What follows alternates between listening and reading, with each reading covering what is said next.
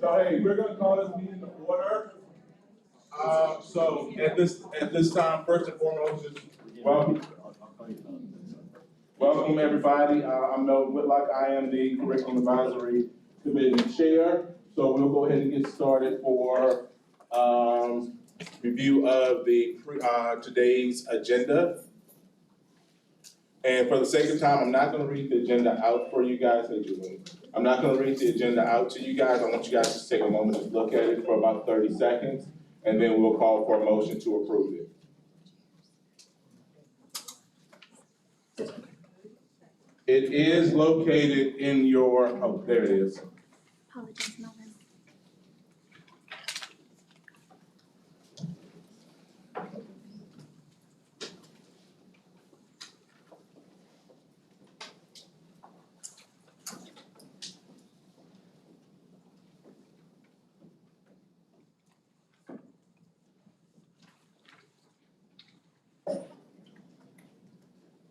Oh, geez.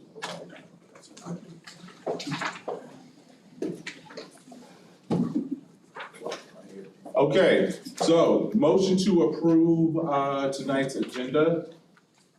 Is there a second to approve it? I'll second. Okay, all right, agenda approved for tonight. And for the sake of time, we're gonna just briefly glance over. If it's too small for you to see up there for the committee members, we do have a copy of it on the table. Just look over the previous minutes. I'm not going to read over that for you guys, but just take a few minutes to read over it so we can motion to approve the previous minutes.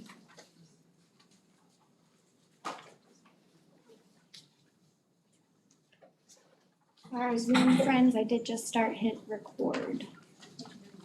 Okay.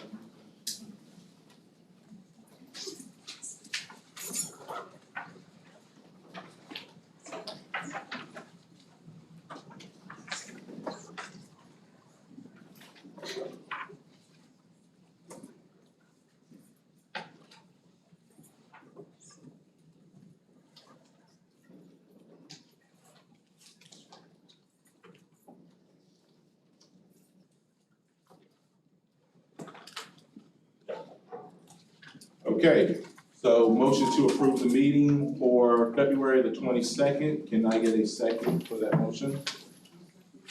Okay.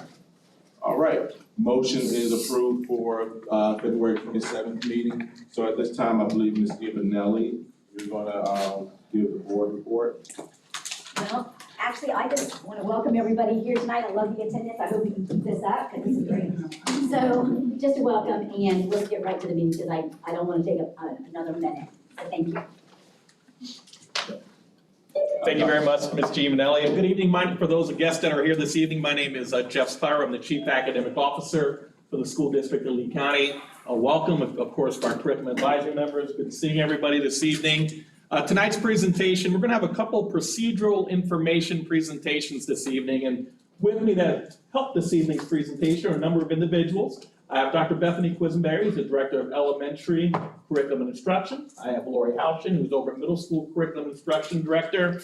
And Candace Salvato, she's the Director for Secondary Curriculum Instruction, high school specifically. For our committee advisory members, inside of your packet, you'll see we provided for you a note-taking sheet. This is your own personal sheet that you can use to take notes as we go through this evening's presentations. We'll be talking a lot about different procedural components of it, so we thought we'd provide for you an opportunity to take notes as we go along so that you can remember your thoughts as well. And then you'll get an opportunity to refer back to that as we collect feedback throughout this evening. So before we begin, we wanted to let our guests know as well, how does a board policy become policy? Typically, there's a rule or legislation that occurs in Tallahassee, and that once we have that rule and that legislation, then our school board with our legal team create a policy to make sure that we adhere to what that rule or legislation is asking for a school district to do. The legal team with the school board will ask experts from different divisions to provide input on how to create that policy, but then that becomes a board policy. The work that happens after board policy happens in different divisions. So for example, we're going to talk tonight about board policy 2.18. The procedures on how to meet that policy is then created by the academic services team. So the academic services team is not creating the policy. What we create are the procedures that support that particular policy. And that's what we're going to talk about tonight. Tonight, we're going to talk about two specific procedures that support the policy that's already been created for 2.18. Specifically tonight, we're going to talk about two procedures. One is the management of library materials. How are library materials purchased?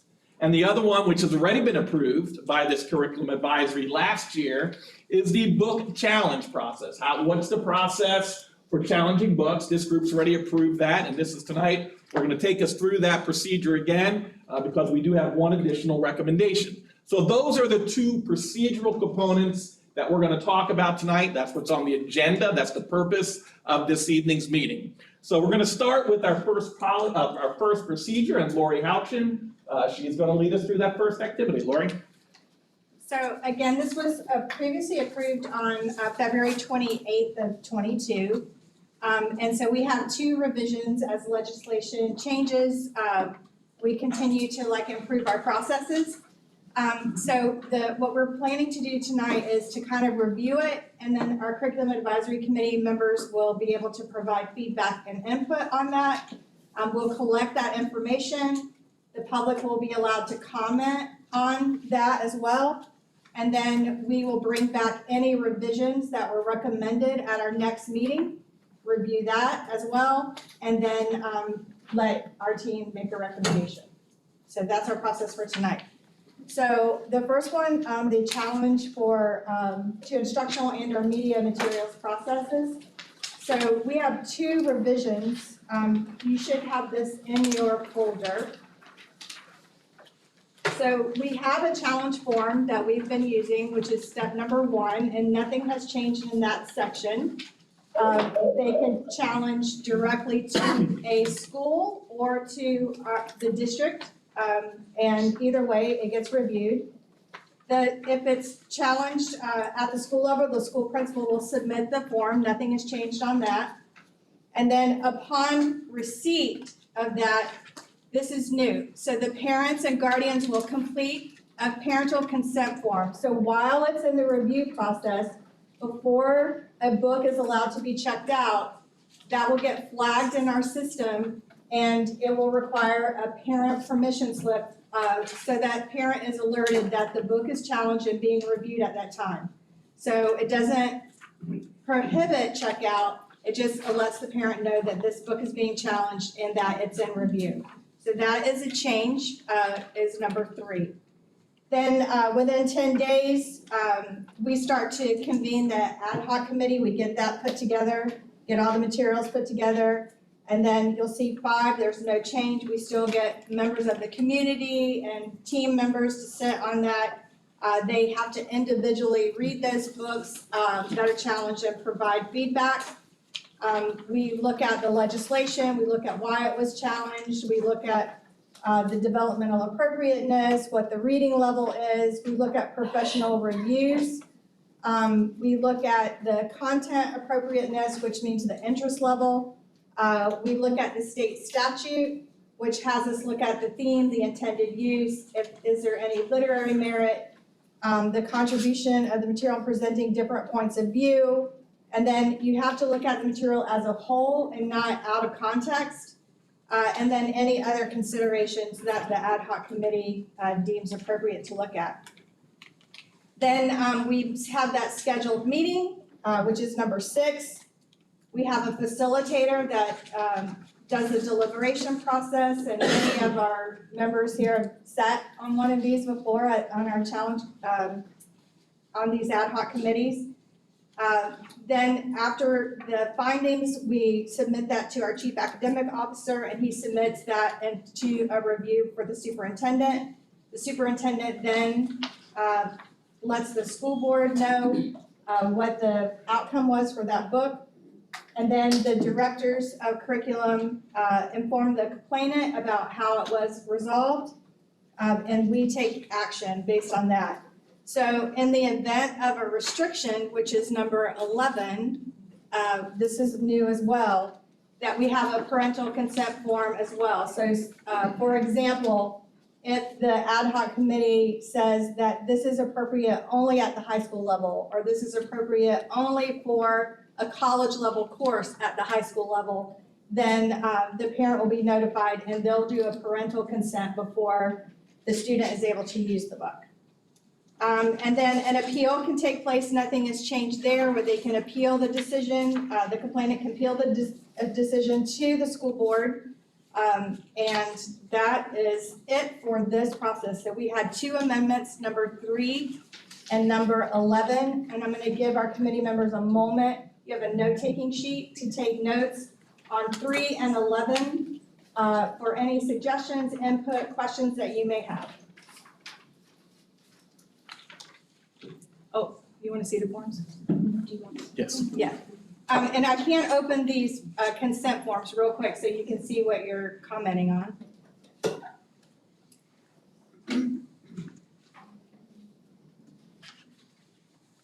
So this is the first form that we talked about for number 3. This is the addition. So while a book is being challenged, so while it's in the review process, then this is the parental form. And so the book is listed, the author, it lets the parent or guardian know that it is in the challenge process and that we are reviewing that against legislation and looking at the complaint.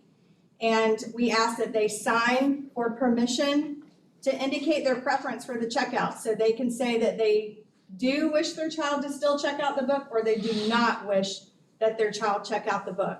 So this is the first one that follows with number 3, and it's also in your folder.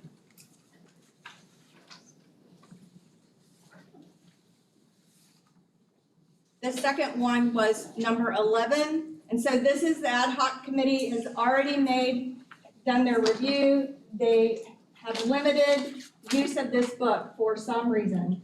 And they have to state what that reason is, and so we let the parent know that it was challenged and the recommendation was for this level, and so we have a form for them to sign that allows them to do not check out the book or check out the book, so that parent or guardian has preference with this book that has restrictions. Question, so you said that it has a level, so is that form basically given what age you guys deem it's appropriate for? Is that what you're basically saying? That's not for this parental, but no, but the ad hoc committee does determine what level. So the ad hoc committee might say, this is only appropriate for high school, and then we ensure that it's only available in high school. For this specific one, the ad hoc committee might say, we are going to provide this, but only with parental consent. And so it will be it could be in elementary, it's typically in high school. In a high school or middle school, they are allowed to check it out if the parent signs this form and says, yes, they can check it out. Question, would it be like for all the schools? Like if a book was coming up that somebody didn't like, would all the schools pull that book? Any school that has that book, this would get flagged, that book would get flagged, and that flag would appear at any school that had this title. They don't, words matter, they don't pull the book. They require parental consent for the book. Now, last year when I was in one of these ad hoc committees, we spoke about that the book, we settled on the book was only appropriate for high school. Yep. And you guys said, I see this as paper, you said you would electronically flag it. We do, We do. that's in our process. I'm gonna go over that in just a Yeah. moment. Oh, Yep. That is in our process as well, so this is just another opportunity for a parent to have No, say. this is great, and it's only gonna be in paper form? At the moment, that's the recommendation, the way we've started, but That's just so fine. being very clear, Brian, like the book gets flagged inside of Destiny, so I go to check out said book that the ad hoc committee says requires parent permission. It's gonna pop up a screen that says this book requires parental permission. whoever is there to do checkout would give this form and say, before this book can be checked out, your parent needs to sign off on it. So the book gets held, but this goes home, and until this comes back, the student cannot check out that book. Okay. Yeah, just if they're anything like me, they'll just sign it themselves. So I was just wondering if there's a sign-in, electronic, sign-in, in the future. That'd be a only I suggestion. Okay, Mark, put that on you can put that on your comment, Brian? Brian? put that as one of your comments for feedback.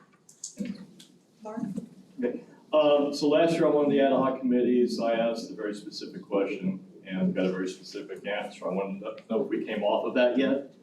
When you say serious literary value, what are the parameters, and are we still looking at something subjective, or do we have something concrete that determines what serious literary value is?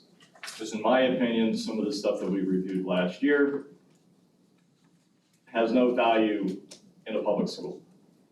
Now, I'm one voice, there's probably some voices behind me, but most of them won't be on an ad hoc committee. So I'm trying to figure out how are we going to determine as a group what serious literary value is. Well, right now, we use the legislation, and the ones that we've reviewed so far were the pornography legislation. And then with that, we use the Miller's test. And it's a 3-part test, and it has to pass pretty much all 3 Right, but part of that parts. Miller's test is serious literary value, so I'm still It is. trying to figure out how we as a board or as an advisory committee are going to define literary value. There's currently no statutory definition for literary value. So to your point, when we reviewed it as an ad hoc committee, that was one of the things that we talked about as a group. Okay, so I would like to make a suggestion for a revision, that our literary value adheres strictly to Florida law and not something that's subjective. Can you add that to the form? Yes. Point of order. I do want to make one point of order. If the committee members can please just keep their conversation directed to the advisory committee as well as the directors and as well as the chief officer, please. I have a question. Would a parent have the ability to state that they permit their child to check out whatever they wish without having to go through the form saying, I give my child to check out whatever they wish, without having to go through the forms? Currently with this process, no, but the only ones that get that is if the ad hoc committee deems that it has a permission slip, but add that to your feedback, thank you. And if we can, I'm sorry, committee, that's why we had you guys taking notes so that we could do questions at the very end, because we might answer one of your questions whenever we go through the rest of the, is that okay, Melvin? Yep, that's fine. Okay. And Melvin, that will be good for our committee members online as well, so they have an opportunity if they have questions as well, because we can't see them with it being on the screen, that if we hold all the questions and feedback to the end for the online committee members as well. We have 4 members online tonight. Okay, and I guess they just put their questions in the chat box. We will ask them to unmute and ask their questions, or we will ask Darlene is with us this evening. She'll read questions aloud. That way all members and public are able to hear the questions being asked as well, Okay. when we get to that point. So remember, this process was previously approved, but now we have 2 revisions. So you'll get an opportunity to give more formal input and feedback when we review the next process. And then we'll revisit that input at our next meeting as well. So I'm gonna turn this over to Candace Aliveto, who is our high school curriculum director. And she's going to review the next form, which is a new form, purchase of media materials process. Thank you, Lori. So this next piece, this is a brand new process. So components that we're going to discuss tonight are processes that we currently have in place that are recommendations of how materials get weeded out of our media centers, what those guidelines and circulations look like. But if you notice the title on the slide, what we're really talking about is the purchase of media materials. And the reason for that is a piece of legislation that had changed and gone into effect is that House Bill 1467. And inside, there are very specific pieces of language that says how media materials must be purchased by certified individuals, that media certification that are in there. It also has components that Dr. Quisenberry will touch on later about having searchable features for families and community members to see what's there. So some of these pieces that you're going to hear and we'll discuss in the process document tonight are components that we've had in place, but then very specifically, we're going to talk about how do our materials for media get purchased and what our process that we're bringing before this committee and looking for feedback on, because right now we do not have certified media specialists in every single one of our buildings. So you will hear that in this section of the presentation. So inside your folders, you also have a process document. It is the last one. It was behind the two letters that we just looked at. And the very first section that we are going to discuss is that collection development. So this is all about curating resources and how we do that. So these are the steps that we ask our media specialists to take or whoever oversees the media inside of the building. So they run a collection analysis report. They review that report here. These are pieces that we've done to determine the age of their collection, to see if there's any concerns or needs, to decide where do they most need additional resources, which they had. Then they follow the weeding guidelines. The weeding guidelines discuss age of materials, so how long something has been in circulation, if it hasn't been checked out in X number of years, to remove it from circulation. So they follow guidelines that are there. They have also, we've added to this section here that you'll notice linked, is that they have to review any of the recommendations from the ad hoc committee. So that process that Lori just went over, if there are materials in which the grade band was adjusted, they need to make sure that adjustment was made. We always reach out directly to schools anytime a change is made, but during the summer as well, if new materials are being purchased or any point in the school year, they need to review this as well. So this is the collection development part. Then actually curating those, they contact approved vendors. So some of our approved vendors that we have listed are Follett and Mackin there. We do have linked the approved vendors that have been cleared through our procurement, so utilizing the bid selection that's there. They share their analysis report of recommendation weeded books with the vendors, and then vendors will provide back a list of recommended books based upon the school's need. So that's how we start, with a list of materials. Or the school says, here is a list of materials, genres, themes, where we're lacking and we would like to see additional. Those are two pieces. I just want to make sure the committee realizes these last two pieces are components we've always had in play. Only new part was reviewing the challenge to the ad hoc committee. This next portion is the portion that's new and ties to legislation. So this is all about now reviewing those materials and purchasing of the materials. So at the school level, they'll utilize that list of curated materials and they'll have a school committee. And on that school committee, it's recommended that they have a media specialist if they have one. If they don't have one, that they have a literacy coach. They have the administrator who oversees all textbook and media, a media paraprofessional, if that's who supports the media center, and then a parent representative from either SAC, PTO, those components. That piece that's in there is specific to legislation. Legislation states that we have to have parent representation. So that's why it's a recommendation from either the SAC, PTO, PTA. In addition, there'll be dated agendas, minutes, notes to when that committee meets.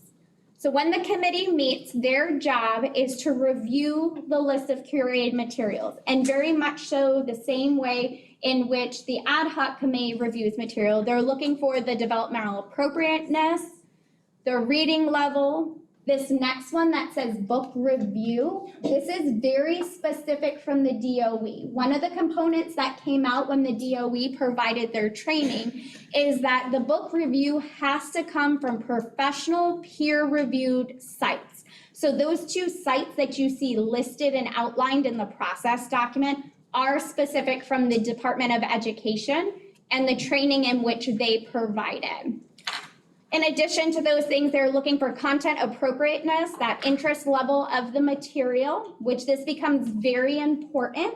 Those of you who have served on that ad hoc committee, you know, sometimes we've had the conversation of you have students that might be at a 5th grade level, but their readability is much higher. So finding material that's appropriate still for the 5th grader who is reading at a much higher level, and then also students who may be in our middle schools and the interest level of those books matching readability.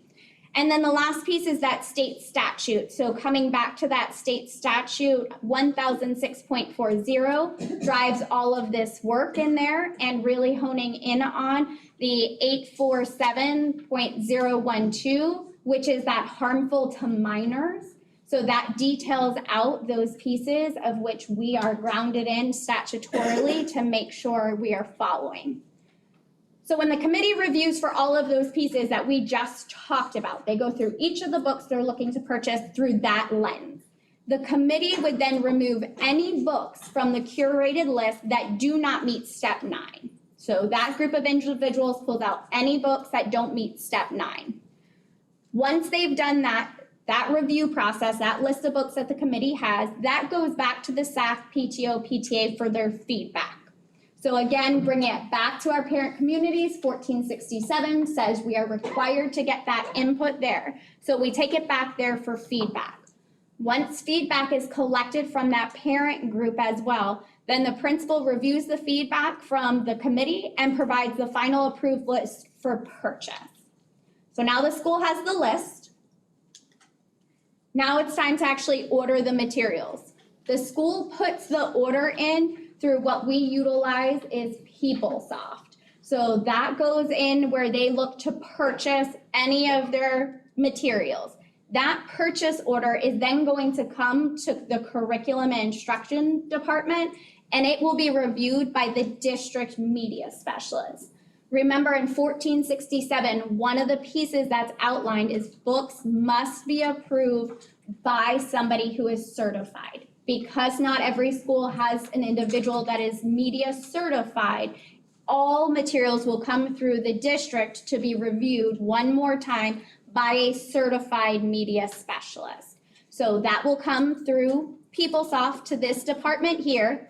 It will be reviewed. If there are any materials that are felt like do not meet, it'll be denied and pushed back to the school. If all materials are approved, then it'll be pushed on for purchasing at that point in time. Once we've gotten to that point, we've purchased those new materials that we have, you'll notice now we have circulation.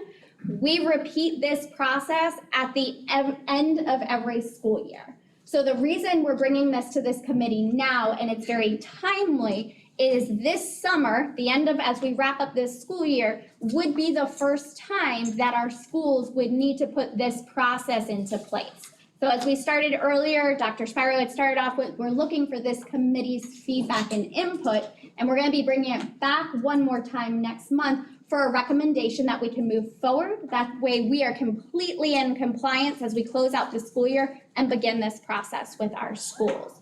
So with that, it's gonna lead us into our last section, which is going to be parent and community resources. And I'm gonna turn it over to Dr. Quisenberry. Thank you. So we just wanted to review how the community as well as parents are already able to see the materials in our elementary media centers, as well as how parents are able to view anything that their child is checking out or has available to them. So per legislation, on all elementary school websites, there's an example of one there, it is listed, media center, they're all in the same place. You go to our school, you go to media. Some of them were a little overzealous and they stuck it right on their very front page where you couldn't miss it. But this was, you're sure to find it in this spot, our school media center. And then they have a URL, so you'll click on to that URL, and then over in and we're gonna go into it in just a second, over in the corner, there's a spot for login. Every school has a unique login based off of their school identification number. So we are gonna go in and show you how this works in one. And this is, as I said, for anyone. It's a public website. So this is live. Yes.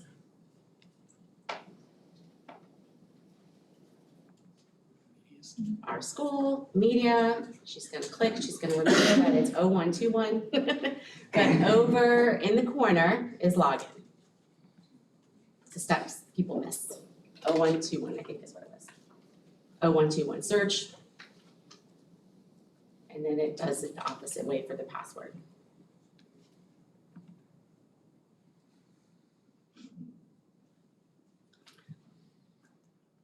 This takes you to that school's Destiny, Follett Destiny, which is the product that we use for all of our media centers as well as inventorying all of our instructional materials. So you can go in and search in a variety of different ways. You can put in the title, you can put in the author, you can put in the topic. So we're gonna use dragon, because elementary school kids love dragons. And it's gonna show you every book that references a dragon that school has available in their media center. So if someone wanted to search by authors, they would be able to search that way as well. Now remember, this is unique to each elementary school because each of our elementary schools have very different students and very different needs. And so the materials that are available in their media centers are different based off of the readability levels of the students or the interest level of those students, and so they're not all exactly the same, which is why you have to go into each school individually. So then for parents, just gonna have to go back out, it's the same system, you just go in a little differently. Each of our students has a Launchpad, which is how they get into everything. They're very familiar with how to get into their Launchpad. They go directly into their Chromebook. You can get to it from any device, and you're gonna click on instructional apps, and then Follett Destiny for that student. This goes into that individual student's media, what do you call it? Checkouts, yeah. I don't know what the word was I was looking for, but history, that's the word I was looking for. Media history, and I say that because it goes all the way back. So for example, my son, I have one son that's in 10th grade, it'll show me what he checked out in kindergarten because it's the same system that we have always used. So I can go into history. And as I said, it's gonna show me every book that student has checked out. Or if I want to use this way to search my child's media center, I'm able to do that same process. Go to Searchable, put in dragons, and it's gonna show me what books are available for my child in that media center. Thank you, Candace. Go back.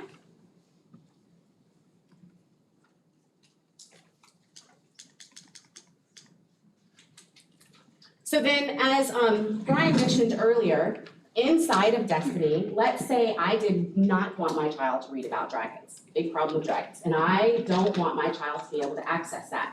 I am able to alert my child's school and tell them my child is not allowed to check out any books that have anything to do with dragons. They will put in an alert into Destiny that says, Xander is not allowed to check out anything with dragons. When Xander goes, that's my younger son, because he'd be the one trying to do something that he's not supposed to do. So when Xander goes and tries to check out a book, it will alert, it comes up anytime. Even if the book is not on dragons, it will still pop up. Xander is not allowed to check out a book on dragons. So if we can put that in for authors, for topics, for specific book titles, and every time that child checks out a book, those alerts will pop up to ensure that the child is not accessing something that the parent did not want them to access. And this is what it looks like inside of that system. Let me go back to that one before, I'm sorry.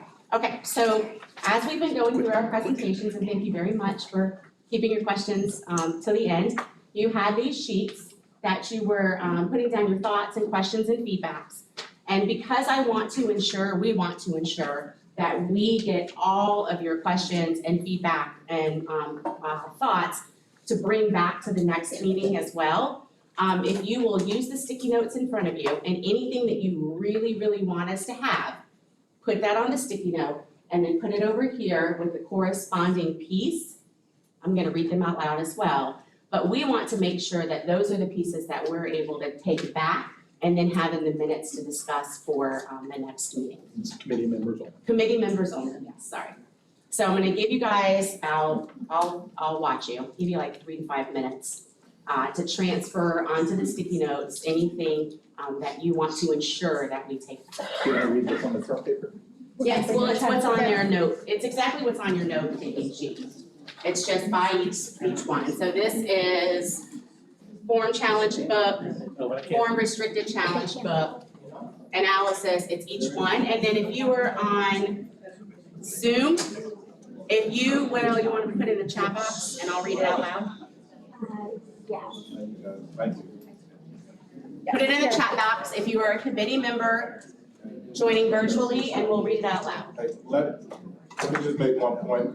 Hey, for our guests, we very much appreciate you guys being here. You will have an opportunity to issue a public comment. We just ask that you guys please keep the chatter down as we're gonna be communicating about the process right now. And Dr. Quinsberry, I do have a question. Is there any way that we can kind of have a discussion about it? After we do this, because I don't want anybody's thoughts to get lost. So put your sticky notes up first, like 3 minutes, and then we'll have a discussion, because I wanna make sure that everyone has the opportunity to. Because the only reason why I say that is because I want to make sure that if we have a discussion about it, that it's something that if you can answer it and it's not worthwhile, I don't want to put it up there. If then we have a discussion about it and I say, okay, well, she answered the question, so I don't want to have it up there. But it's your discretion, so that's fine. You're the chair.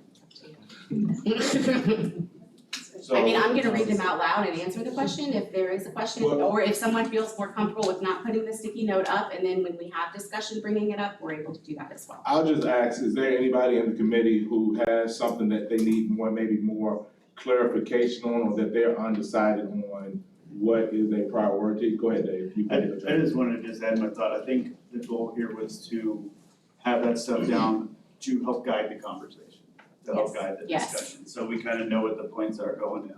That's my understanding of it. And then a quality of voice. We want to make sure everybody had an opportunity to give their feedback, ask their questions, and then a little What- deeper. What we don't want to happen is that one of the points then guides all the discussion, and then another point isn't able, another piece of feedback isn't able to be given to us that we need to take back. Okay. That was my point for No, recording. thanks for the clarification.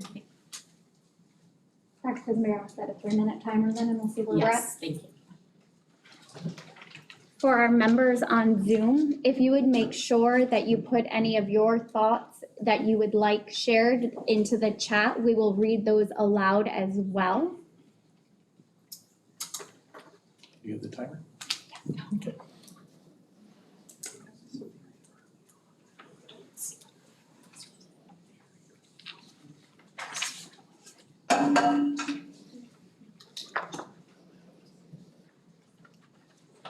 You want us to put these up now? Yes, please, thank you. I can come get it if you want me to. You want to get up? Yeah, I'm coming. See? Sorry. If I don't knock something over. You're going. Out of my way. Did you write what it goes to? Yeah, no, so the first, they're both, the comment I made earlier, so parental consent and committee review. They're the same, it's literally, Oh, okay, all right. so you can only put one, if you think it's necessary, only put one. Parental consent, Which one's parental? I think they're both. I didn't know if you wanted to stay since I'm gonna bring you chart paper in a moment. I was trying to save you. May not Anything else be- want me to take another one? Why not, right? You're gonna do that, then put on my Fitbit. See? About a minute and a half. Is that from Mark? Yes. Mark, would you be okay if I place that one? You can put it on whatever one you want, you already know what it is. Okay, perfect. Yeah. Sorry. They're the same. They're the same, he said. Okay, and they're gonna go together. Got about 1 minute. You have about one more minute. We're still trying on sticky.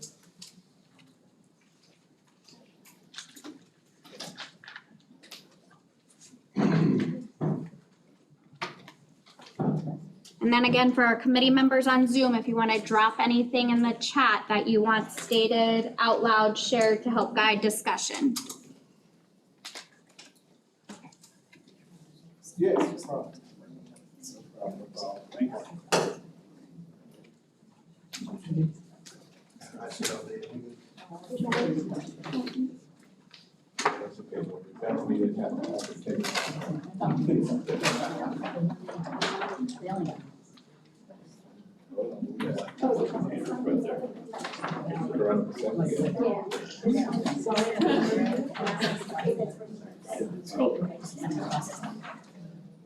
Which one do you need? Sure, thanks. All right, you have about, and that's fine. All right, Bethany, that's time. You're bringing it all. I Okay. am, Kara, that one's for you as well. Will you tell me if there's more for form challenged books? Yeah. Okay, so Melvin is gonna guide our discussion, but I'm gonna read them out loud for public as well as for the committee. And then we are going to take these back and they'll also be in the minutes for this meeting so that we can then discuss again in the next meeting. So for form challenged book, how easily accessible are the links on the district website for parental rights?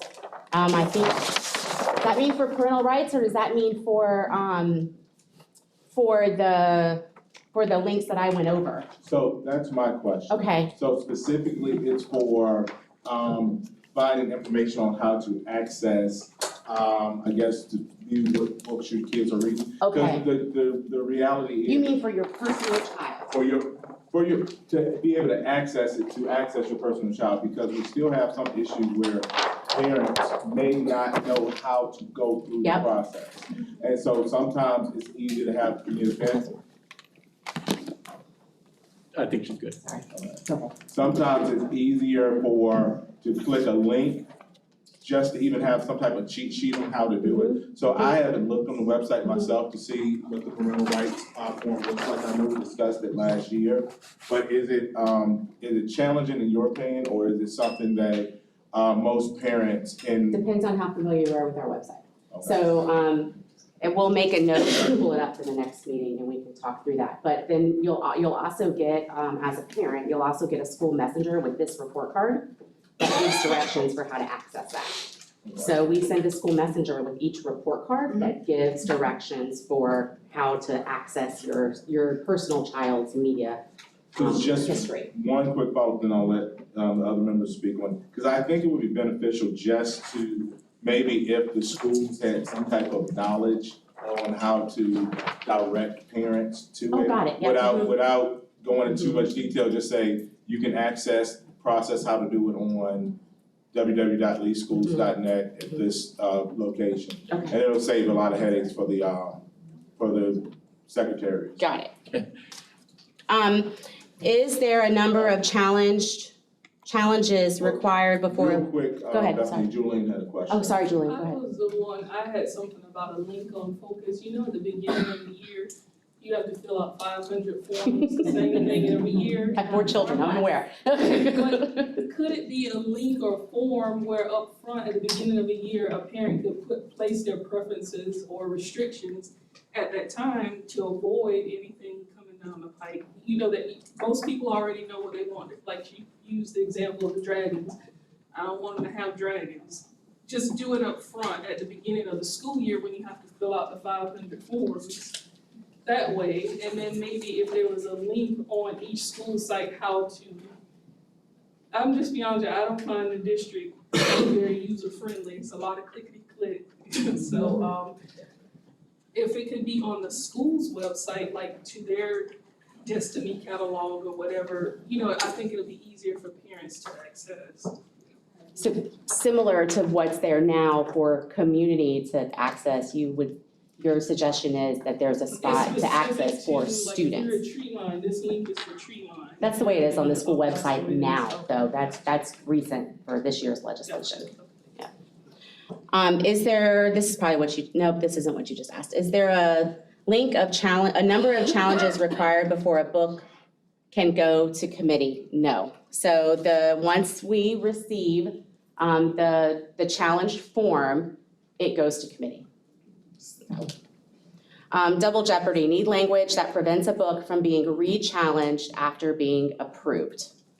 So there are some pieces with that. So challenge forms are very specific. So it may be challenged for one reason. The ad hoc committee reviews it for that reason. That individual could appeal the ad hoc committee's recommendation. However, it is absolutely possible for it to be challenged again for a different reason. So when the ad hoc committee meets, it's challenged specifically based upon what the individual put there. It's why in one of the pieces in which Lori discussed, it asks on that form, has it been read in its entirety? What are the pages, the excerpts? That way the committee very much so has an understanding of the individual who is challenging it and why it's being challenged.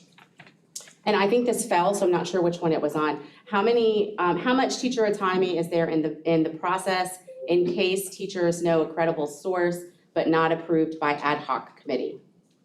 So that's currently not in the process. There's not. So if the ad hoc committee deems that it cannot be in the media, which would then mean it could not be in a classroom library either, that's the final say.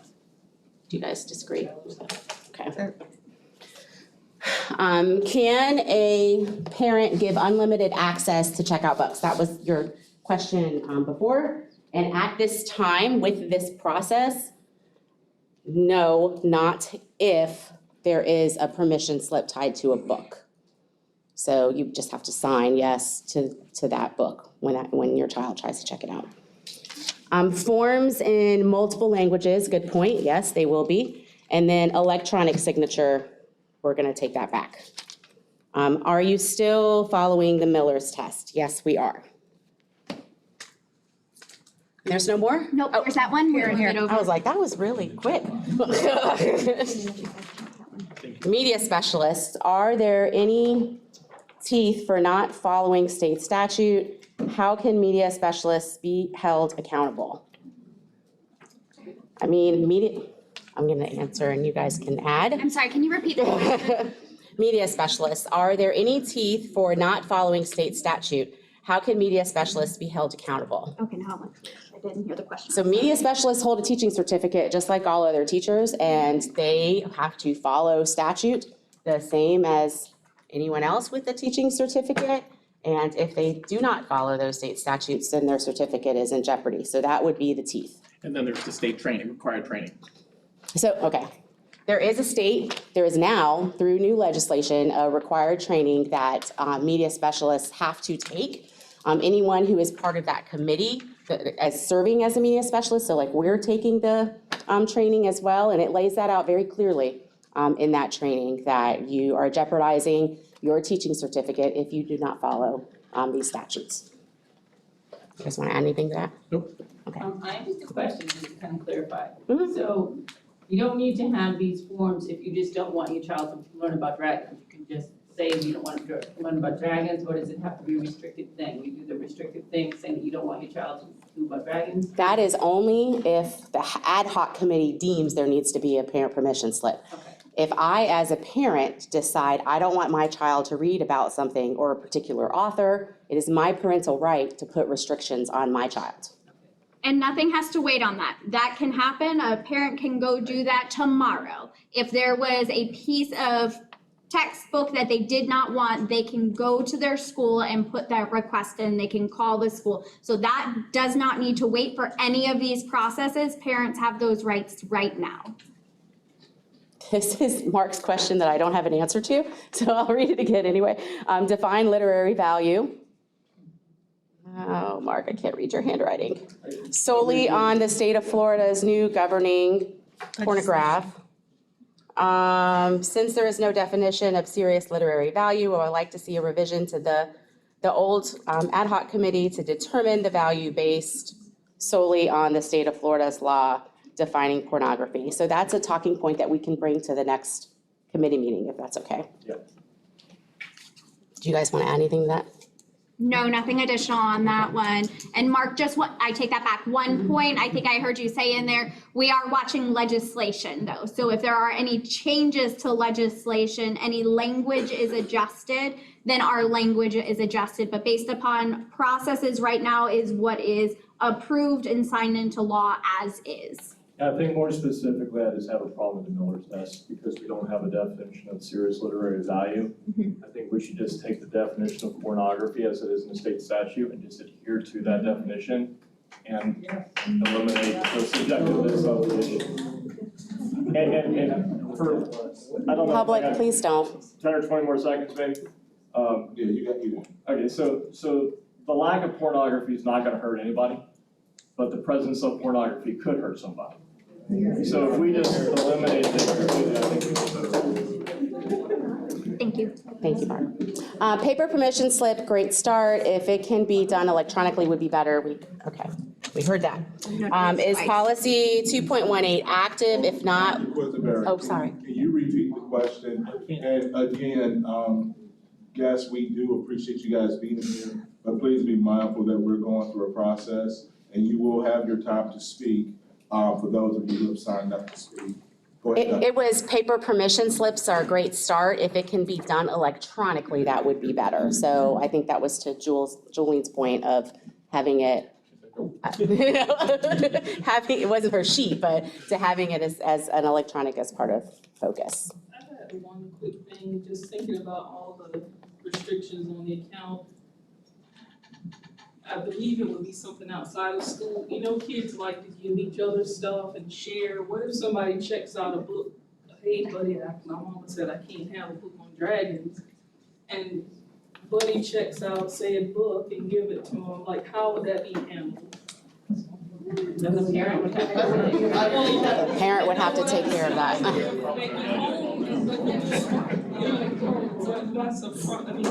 I mean, to your point, if that happened, it went home, let's say it was my child that brought home a book on dragons and I had clearly stated that he was not allowed to have a book on dragons, I would then contact the school would be able to look it up in Destiny and say, he did not get this out the correct way. He, right, and then he would, he would be discussed with appropriately. Is policy 2.18 active? If not, why are we discussing procedures before it is voted on? So we have a current standing 2.18, and I'll look to our attorney just in case there's anything additional. We have an approved policy 2.18 that these processes tied to. If we're discussing revisions have not gone back before the board, so we have to operate underneath the current approved policy and have processes and procedures to support that policy and be in alignment with legislation. Process seems cumbersome. So we'll take that back and in our next meeting, we can talk through some of the pieces because many of the pieces of this one, of the school committee review process, oh wait, this is on school committee. It is. This is not on That is driven by legislation. This is the right one. This is So we school media. can review a lot of those pieces and go back, but that is driven all based upon legislation. So the steps that are inside there are to make sure we are meeting what is outlined in House Bill 1467 and how materials reviewed. And again, that state statute of 1006.40, that is the piece of statute that guides everything. So yes, there are lots of elements that are in there, but again, to be in compliance with statute and legislation, they are necessary components. So just to be clear on that real quick, none of this would really be applicable until the summertime for us to put anything in place until legislation is clear. It went into place January 1, 2023. Okay. So this needed to be in place for January 1, 2023. So like having all of our elementary libraries posted to the web was a requirement. So it's there. We've decided to go above and beyond that. We will post our middle and our high schools. We're in the process of those pieces now as well. So we'll have all K-12. We are in the process of putting out the training that the state developed because as you heard Dr. Quisenberry mention and for the review, they have to be trained in it and superintendent has to certify, I believe it's by July 1, those individuals. So we have to have work. So we're doing work along the way. So that's why, again, in order for schools to be able to move forward with purchasing of new media, and we always review our libraries at the end of the year, this becomes timely now. So all the necessary pieces we had to have in place, we've put in place, but at the moment, we need to get the purchasing process through to be able to provide guidance to our schools, which is why your feedback and input is so important. Just to add to Candace's point for the January 1st, so we are in compliance with the media certification because we currently have that process, that very end process, where if a school is purchasing anything for their media, procurement sends it to us and a certified media specialist vets it now. So we've already began that process. It's the school committee piece. And as she said, at the end of the year is when they're really ordering for the following school year and adding or removing. Miller test is flawed. Can School District of Lee County make a process that takes more proactive measures? That kind of went to Brian's same point. Can there be a link in Focused to Destiny for parents to input their preferences or restrictions, maybe at the beginning of the year, along with all the other required forms? And, sorry. Are all high school students subject to parental control of books? If not, at what age can they challenge parents' decision? Can someone clarify? You don't have to. That maybe my parents don't like dragons, maybe I do. I know high school is where I came into my own. I figured out what it was that I did or didn't like. So I'm just not sure, are we talking about just middle schoolers that are getting? No, they are still minors, and so their parents Correct. still have. Unless a student has gone through the process and they're emancipated from their parents, then that would be them as an individual. Other than that, everybody adhere to that same process. And there's no challenge that a child of their own preference would be allowed to do even until they're 18? No. Are you asking, can a student challenge a book? Can a student challenge their parents' decision? Oh, no, not unless they're emancipated. Okay. If they're 18 though, they can't. I'll let our attorney answer that one for me. Yes, if they're 18, they reach the age of majority. There you go. Okay, I turn it back to you, Melvin, for any additional discussion. Okay, oh yeah, go ahead. Can you, for transparency, how many books have actually been removed from the school district? We have one book in which has been removed from Lee County, Fly on the Wall, How One Girl Saw Everything. It was in one media center at that time. It was removed directly after the ad hoc committee. So that is the only book in which has been removed from our libraries. Mark? Mark, go ahead. Hey, so some of the books that were reviewed fell under the Miller test. If by some stretch of the imagination we're able to make a revision, eliminating that literary value because of the subjective nature of it, can those books that were already challenged under that system, which I think is flawed, be re-challenged for the Board, again, so to your point, if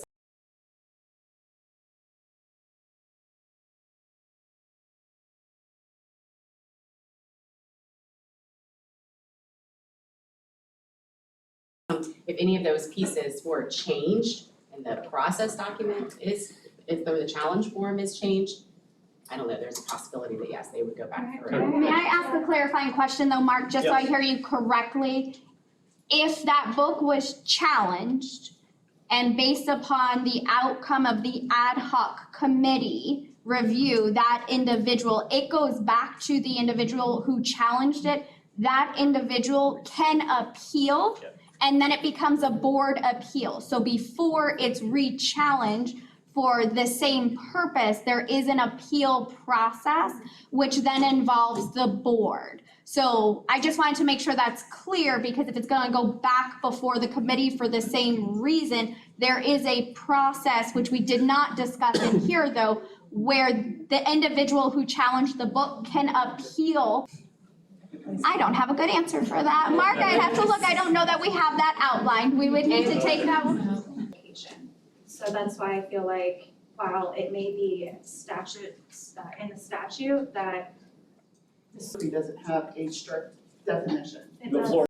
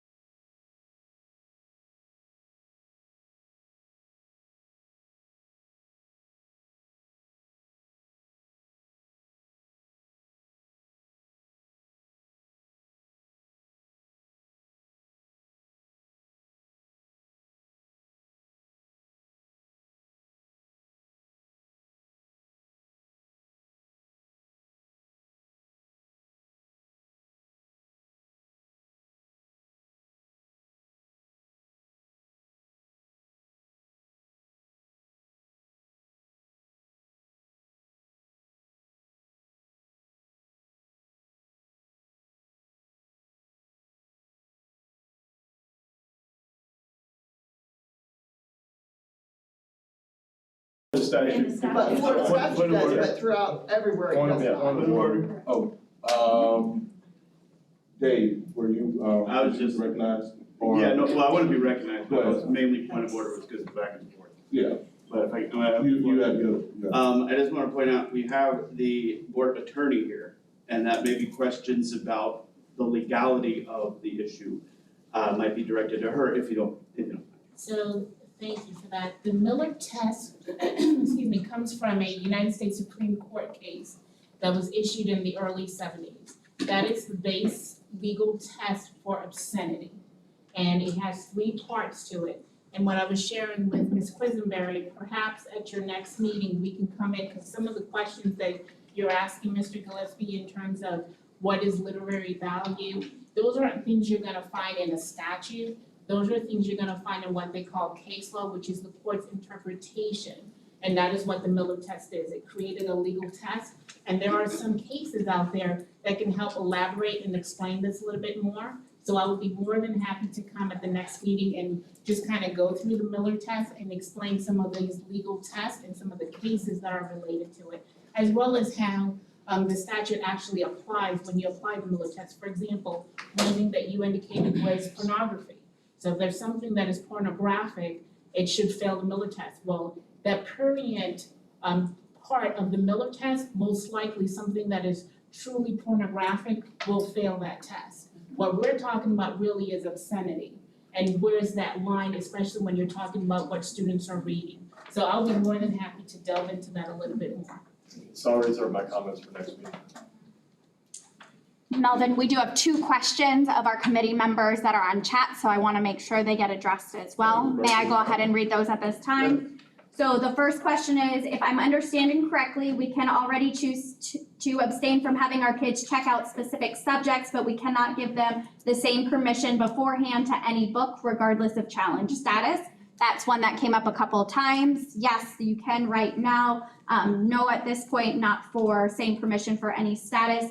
And then the next one that's in here is, what about book fairs? Do books go through the same process to be chosen for book fairs? Great question, because it is book fair season in elementary. So I've gotten that question a lot.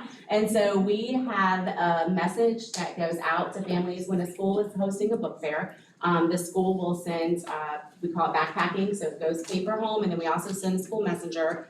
And there's a link that the parents can access what books will be for sale in that book fair. And then it also says that those books have not been vetted by the school district and are not necessarily, were not purchased by the school district.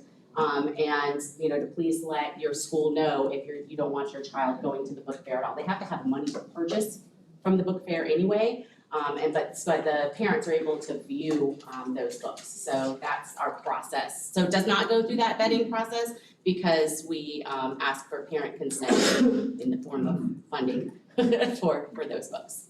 And then that was all the questions that were inside our chat from our online committee members right now.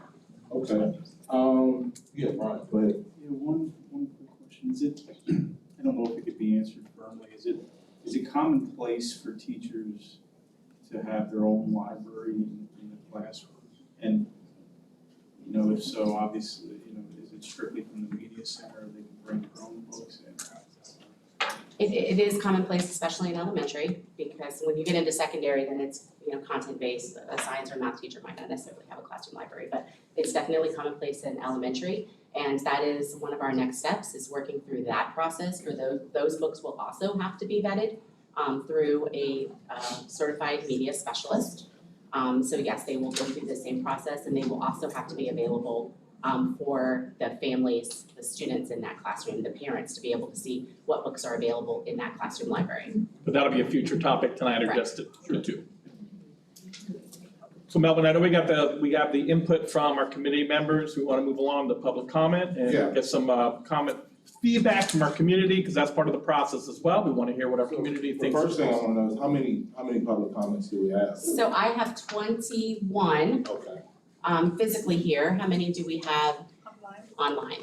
So if you could raise your hand online if you would like to provide public comment.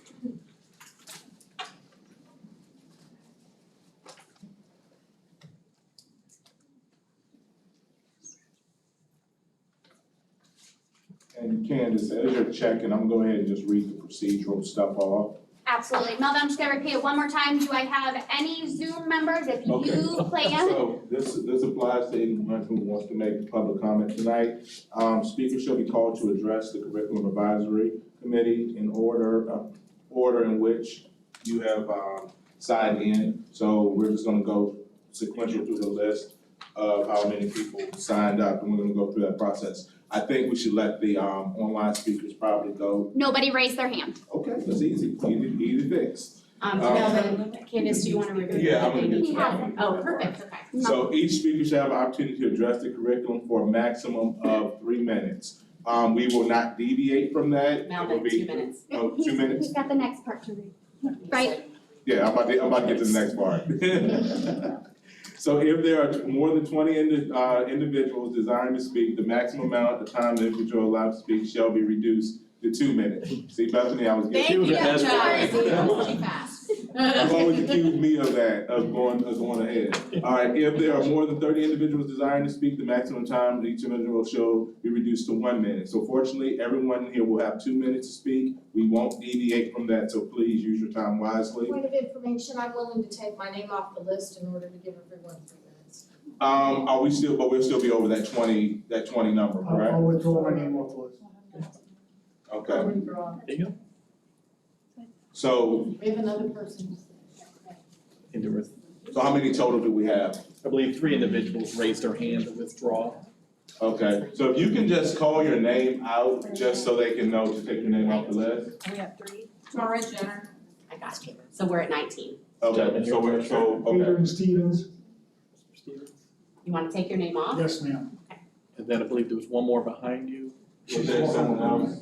You need one more? Actually, no, we have. No, you're at 3 minutes. Okay. Thank you, though. Let's keep it.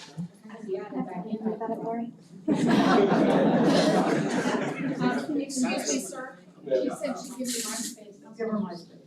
Oh, are we gonna be below 20? Yes. I just wanna make sure I'm fair to everyone who's here. Of course. So then, yeah, We're below 20. okay. Okay, so, scratch that, you have 3 minutes. So no more than 60 individuals will be allowed to address the school board during the public comment portion of the meeting. So at this time, I'm gonna give that to you guys as far as calling up someone. If you can, just make sure that you come up here clearly where the black mark line is. And then just feel free to give your comment to us. We will greatly, graciously appreciate you coming out and look forward to hearing what you have to say. So, Melvin, it's on the 2 topics that we spoke about tonight. Yes, sir. That's what the public comment is. Okay, Okay. so just focus on the discussion that we covered tonight, please. Christina Miller is first. And then Dr. Dross, you're on deck. Do any of you guys are keeping the time? Yes. Thank you.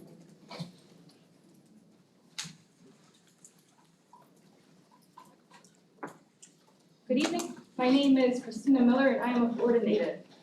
I spent all but 1 summer of my life living in this state, working in this state, paying taxes in the state, pursuing higher education in the state, and volunteering in this state. collecting wildlife conservation data in this state, cleaning up trash from our roadsides and beaches in this state, mentoring with big brothers, big sisters in this state, working with the children at sexual assault and domestic violence shelters in this state. Our state has always been and will always be imperfect, but God is it worth fighting for. Tonight's fight is for our youth, for the kids like me who grew up in broken homes, who go through childhood with undiagnosed neurodivergent brains, who grow up lonely, who grow up curious, and who just grow up. I cannot stress to you how important having free, accessible, and unfettered access to books was in my youth. Without exaggeration, it was life-saving. Books give children an escape, a home, a creative outlet, awareness of diversity, and examples of possibilities. These are necessary to create a free and critically thinking diverse population. And I know that what I see as a benefit is what scares our top leadership. Free and unfettered access to all books means knowledge, and knowledge means power, but to those sitting before me, you know, creating free and critically thinking diverse adults is crucial to maintaining a kind, nurturing, powerful, and productive community. Please consider joining me and my peers in this fight against banning and restricting books in one of the only places that some kids get to see them. Thank you.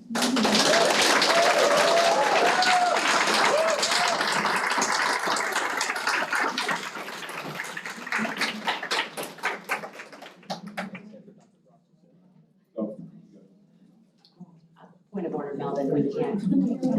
Oh, okay. Go ahead, Dr. Droz. Oh, I'm sorry. So real quick. I'm not very good at this, I'm Yeah. sorry. Sharon McGill is next. For the sake of, community, we, ask that everyone withhold their applause, as impassioned speeches can be. Just please try to, follow procedure here as much as possible. Thank you. Dr. Droz, reason for the tape is so that people online can see you as well, sir. Dr. Edward Drass, good evening. Thank you for the committee's comments, they were very timely.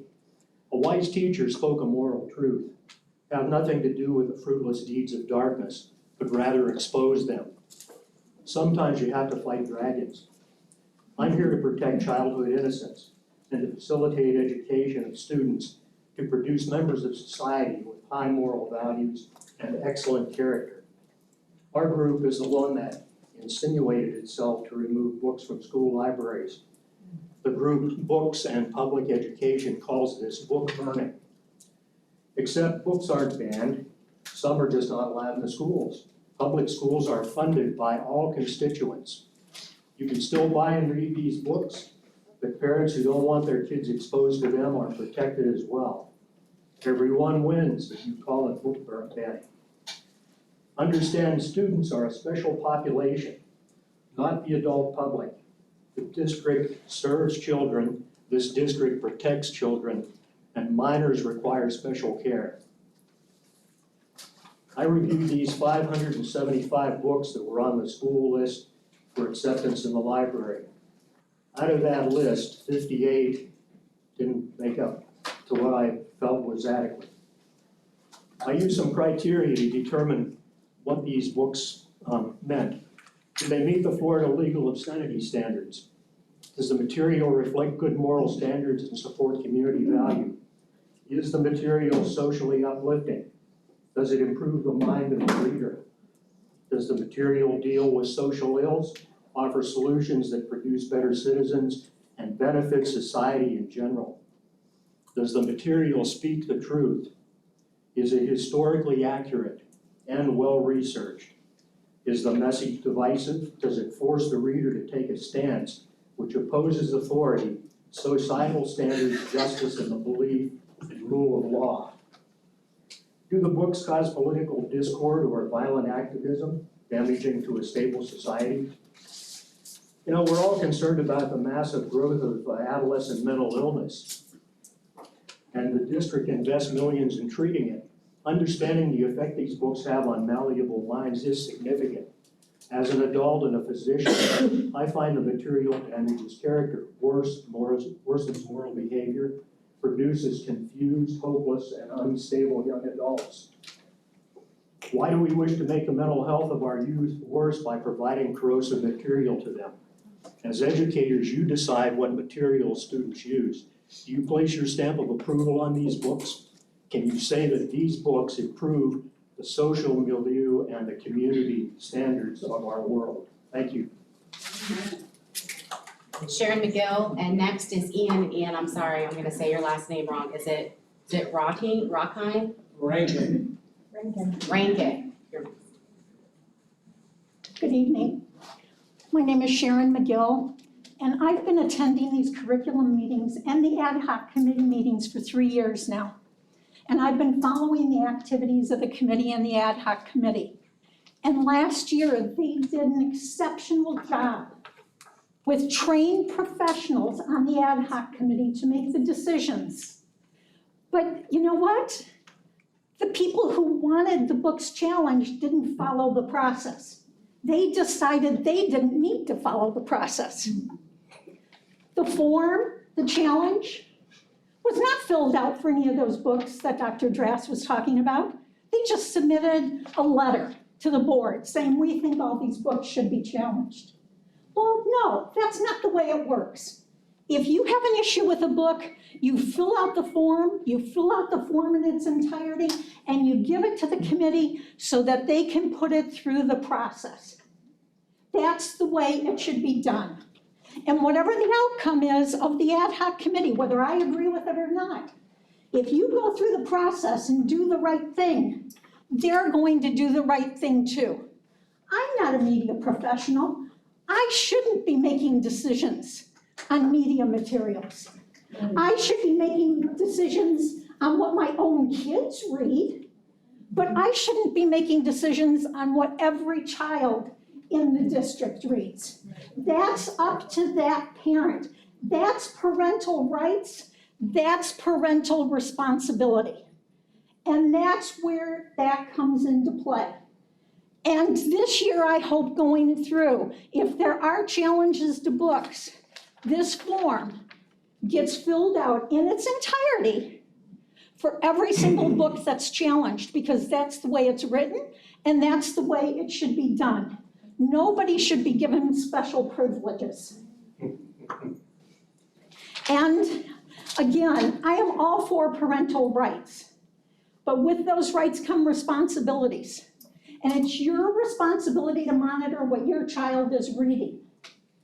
It's not my responsibility, it's not the district's responsibility. It's your responsibility as a parent.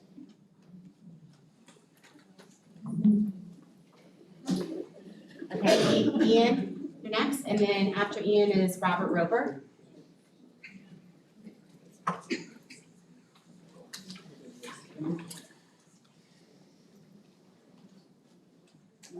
And so I'm real new to this process, but I'm going to educate myself. I was in the past at school board meetings, and we read from the podium. We read a lot of excerpts from books that were in the libraries and in the schools, and hopefully those will be removed. I don't know where we are in this process or not, but I want to thank this advisory board because this is really good oversight, okay? I'm feeling pretty confident that you guys are on top of this stuff, no matter which side you're on. So I've heard some things tonight, but I'm gonna come to more of these meetings so I can educate myself better on it. And then I can better speak on it. But tonight I'm gonna identify as normal.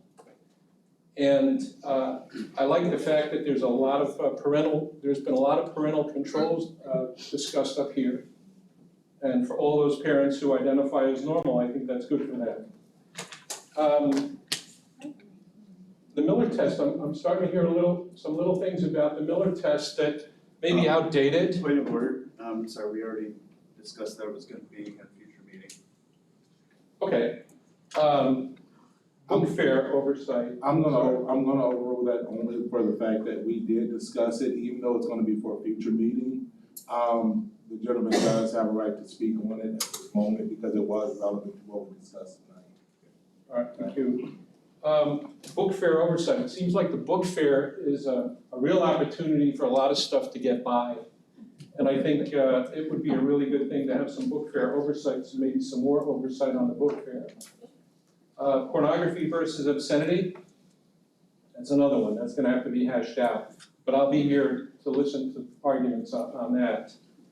And I think that's about it for me, so thank you, and I appreciate you giving me the opportunity to speak, and I'll be back again, thank you. Robert Roper is next, and Shannon Lorum will be right after Ms. Roper. Let me begin by thanking you, Dr. Spiro, and your capable team for finding an innovative way to protect the students of the Lee County School District. It is the perfect compromise. This innovative process will put the parent in the driver's seat. What I love about the procedures document is that it will allow for all parents and all children to be protected in spite of gender, sexual orientation, morality, or religious affiliation. What I love about this procedures document is that it accomplishes that all books will be retained. What I love about this procedures document is that it will eliminate the need for public hearings and the publicity that will naturally be an outflow of these hearings. I love that it's the absolute fairest treatment of all stakeholders, all parents, all children on both sides of the issue. I love that it fully complies with the intent of the parental rights law in the state of Florida. We were headed for a real logjam. There have been 31 books challenged, 25 by me and 6 by other people. 31 of the 31 books challenged, only 1 was removed, and that was by the district. Of the 25 books that I personally challenged, 24 were retained by the committee, and I have appealed the findings of all 24 of those books. The appeal process will require a full board meeting with all staff and support personnel, and we would be up to 12 hours of meetings just for those 24 books. I just applaud you for coming up with an innovative, smart approach to this. I would like to make one correction. I did fill out a form after being told it was wrong, and I was wrong, but a form was filled out for every single book that was challenged. Shannon, and then after Shannon is Eileen Delvin. Sorry if I'm saying your name wrong. DeLuca? Eileen DeLuca, yep. Hey guys, my name is Shannon Lorem. I'm currently a substitute teacher at a local middle school. I'm not gonna be there much longer. I've taken another job somewhere else. But I will tell you this, as like the young lady back there was talking about, kids who had issues turning to books to escape. I was one of those kids carrying around in the 5th grade Stephen King, Dean Koontz, all of those that these folks over here may or may not have deemed pornographic. See, the problem with the term pornography in this context is that we can oversimplify the term and say that, oh, this book has 2 daddy penguins that adopted this baby penguin, that's pornographic. So when we're talking, if we're gonna be pedantic and we're gonna be very specific about how we're going to define things, let's define what you consider pornographic first, okay? So that said, I'd like to start with E pluribus unum, out of many one. This is when all 13 colonies came to form one nation. It took all kinds of people from all these different places, from all over the world, to form the beginning of our nation. We hold these truths to be self-evident that all men are created equal, that are endowed by their Creator with certain unalienable rights. Among these, life, liberty, and pursuit of happiness. Reading encourages life, liberty, pursuit of happiness. I learned that from a book. The First Amendment provides that Congress make no law respecting an establishment of religion or prohibiting its free exercise. It protects freedom of speech, the press, assembly, the right to petition the government for a redress of grievances. That means that we don't censor, right? We have the right to read what we want to read. We have the right to allow our children what we want them to read.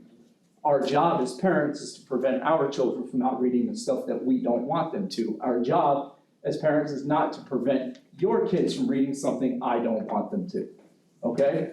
So, now we all know what happens when we ban books, right? I heard an argument, oh, we're not banning books, we are. We're saying, we're gonna put this label on this book so everyone's afraid to read it, okay? Hitler, 1933. Ministry of Propaganda, run by Joseph Goebbels, controlled the content of the press, literature, visual arts, film, theater, music, and radio in Nazi Germany. He exercised control over all German mass media and creative artists through his ministry in the Reich Chamber of Culture. We all know how that one ended. Khmer Rouge, between 75 and 79, the Khmer Rouge targeted particular groups of people, among them Buddhists, monks, ethnic minorities, and educated elites. An estimated 1.7 million or more people died from starvation, execution, disease, and overwork. The Khmer Rouge was decidedly also anti-intellectual. That's all I got, guys. Nancy Prochalia, I apologize if I'm saying your name wrong, is next. Nancy Petralia, she's still here? Okay, perfect, thank you.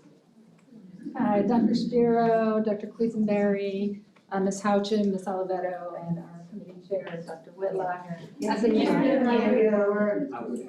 I'll speak louder. Just thanking the committee for giving me their time. As a parent of 3 children in Lee County Schools and as a longtime educator and as a member of Quality Schools, I believe educational professionals with ideas from parents and community members should make final decisions about educational materials, not those with a political agenda when we're talking about book selection and challenges. As you well know, Lee County already has a book challenge process in place. I'm a parent, I know it's been there for a while. I have no problem accessing it should I need to. And it's already been in place to prevent my own child from checking out books if I deem them inappropriate. It's been there, it's fine, it's functional. This is in compliance with the Parents' Bill of Rights, which is Florida Statute 1014.05, which allows parents, among other things, to opt out of materials and be provided an alternate assignment, again, already in place. So I think we're talking about finding a solution for a problem that doesn't exist. Lee County already has a mechanism for anyone to challenge every library book. You all heard about it this evening. Is that my time? No. That is aligned with Florida Statute 847 and is based on the Miller test, which, yes, came from a Supreme Court decision, Miller v. California, 1973, which is a long time ago, but also is a long time ago when we wrote the U.S. Constitution, which we still follow. Again, so already there's a mechanism in place to prevent our children from obscenity and pornography. What outsiders? I'm a Lee County parent, I'm an educator and have been an educator in Lee County, and I pay taxes in Lee County. But what outsiders are seemingly attempting to do is add revisions to this policy or backdoors to get beyond what educators and media specialists who are trained. You know how much money and time educators spend getting trained, getting degrees, and going through massive amounts of training every year to make educational decisions about books that align with standards.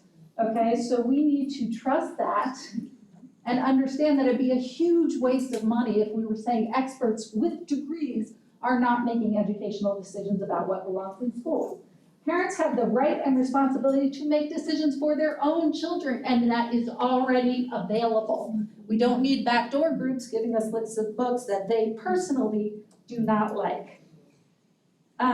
Again, we don't need to look for solutions for problems that don't exist. I've been a member of school advisory committees in Lee County, also executive board members for North Fort Myers Academy of the Arts, and I can tell you this is not an issue among parents. We want our children to read and we want access to books. Thank you very much for your time. Dr. Quisenberry, how many more guests do we have? 1, 2, 3, 4, 5, 6, 7, 8, 9, 10. Okay, thank you. Kathy Horn is next. No, I'm sorry, Nancy, you're next. After Nancy is Kathy. Hi, my name is Nancy Petralia. I've lived here for 10 years. I'm going to use my teacher speaking voice. For those 10 years, I have, as the rest of my life, been very passionate about education for kids and access to books. To me, growing up, having access to books gave me the world. My mother used to take me to the library every Saturday morning, and I was home with a whole rack of books to read. Since I came here, I have been a member and been president of the Friends of the Fort Myers Library for 10 years. One of the major things we did as an organization was raise money to give free books to kids who signed up for the summer reading program. Nothing is more important to me than having kids have access to books. I believe parents have a right, and it is an obligation of the parent to supervise their children. If they want to restrict a child from getting a book, that's fine. But no parent should be in a position to be able to restrict other kids from access to those books. Books should be available for kids if there is some, and it sounds like there is an existing program. The young lady who spoke before me very eloquently illustrated it.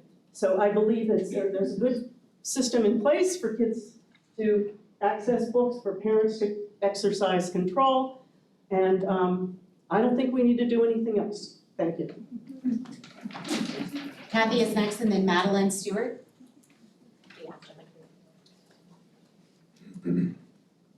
Thank you, everybody, for serving and for allowing us to speak. I strongly support the idea of allowing parents to sign a single all-inclusive permission form at the beginning of the year. I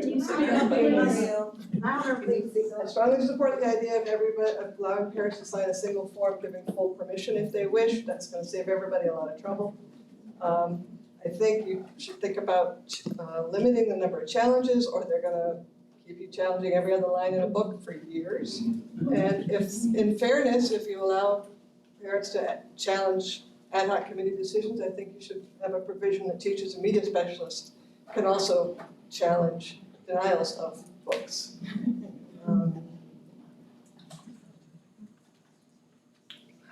Well, a loud but small group of people seem to think that public schools are Christian. They aren't, they're not denominational. If you want your kids to be Christian, send them to a Christian school.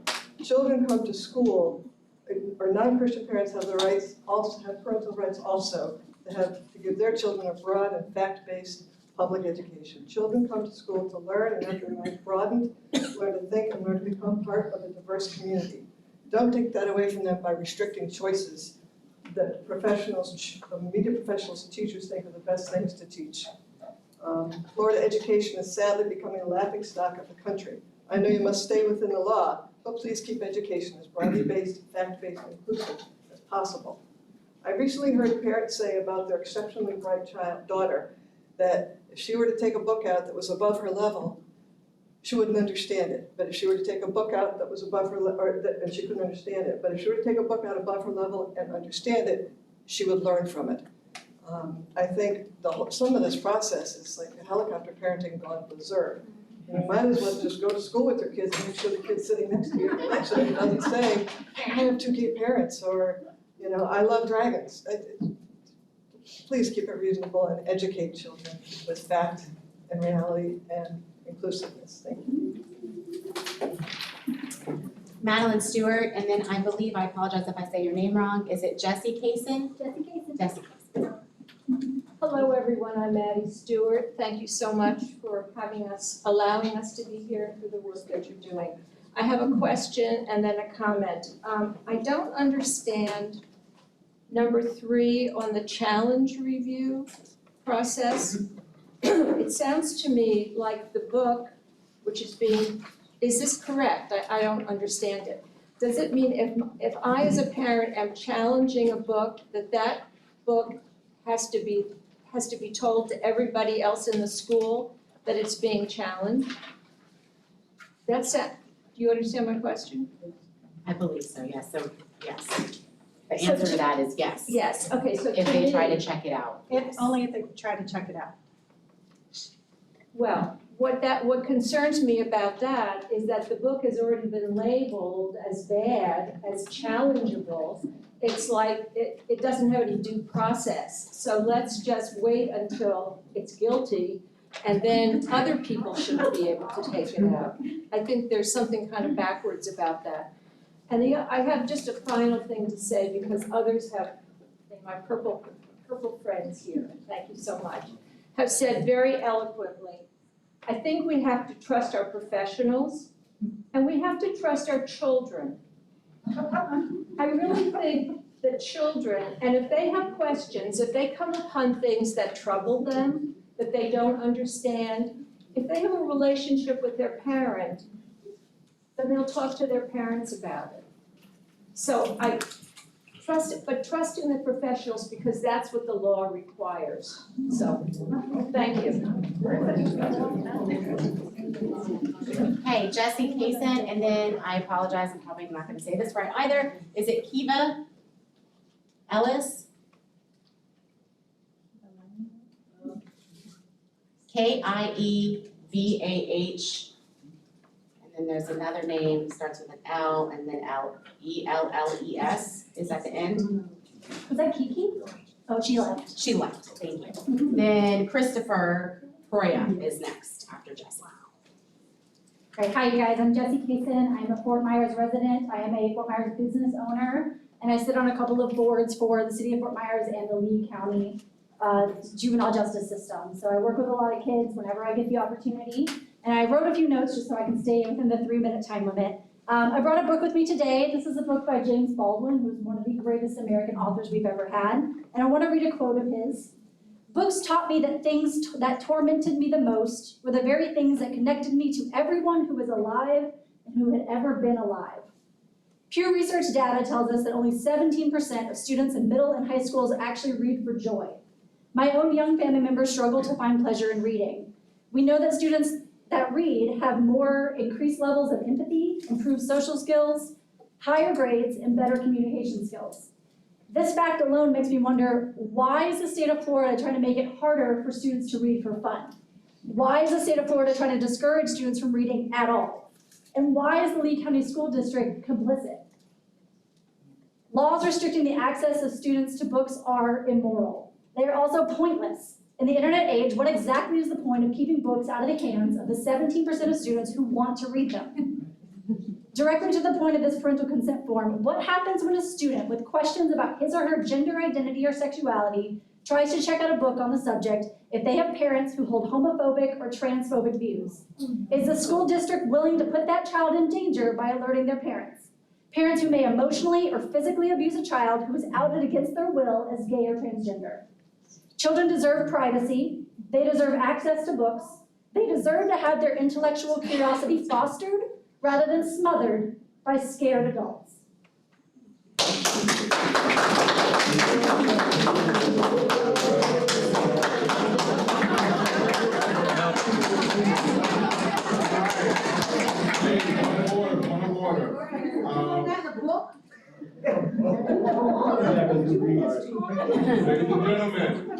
Ladies and gentlemen, we still have a few other speakers. And just for the sake of, like I said, community, can we please hold the applause? If the person makes a point that you agree with, that's great. If they don't, that's fine also. And also hold the booths, right? And hold the booth as well. Thank you for the clarification. And no thought in general, not have comments at all, because this lady back here has commented on every single thing that I've had to listen to her also. Okay. There's plenty of people commenting. How come you didn't say anything about them? Why am I One saying anything more. about them? Ma'am, Huh? so, Oh, you ma'am, don't see that, okay. I don't. ma'am, Joe, Sorry. so please address, like, Well, that's the what I was chair saying, I or didn't just. address her, I'm just saying, please, she's making enough comments that I understand that, but we welcome the guests here, as long as it's not too disruptive. It's something that we as a community will have to deal with, and it's something that we as a community have to embrace. Everyone has an opinion on that, but as long as it's not disruptive, then I just ask that everyone please hold your applause, okay? Hold your boos, hold your frustrations. I won't address the guests anymore, because I would like to allow this gentleman to have an opportunity to speak. And after Christopher is Mary Ellen Jones, so he'll be ready to speak next. Well, clearly I'm not gonna follow Jesse too well, but I'm gonna try. First of all, school board, we've had mostly elderly folks in this area for a long time. How come none of us are mic'd? We don't have a speaker and some extra mics we can use? Seriously. Now, my mom graduated from around here.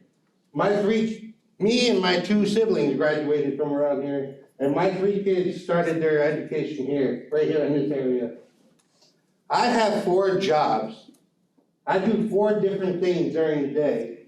I don't wanna spend time filling out forms when I don't need to. How come we don't have a way to blanket say, my kid can read whatever's in the library, my kid can read it. It should be that simple. And did I hear something correctly? Books with no literary value get banned, but there's no statute to determine literary value? Did I hear that correctly earlier? Is that a thing? I'll leave that to. No, it's not, it's not solely based on literary value, but the ad hoc committee takes the literary value into consideration in reviewing the books. And there's no, to Mark's point, there's no definition. Okay, yeah, I'm still, well, I have a hearing problem like probably half the people in this room. Again, historically, fascist book bans are never a good thing. They're always proven to be a bad thing. And the reason people want to ban books is just because the less educated you are, the more easier you are to control.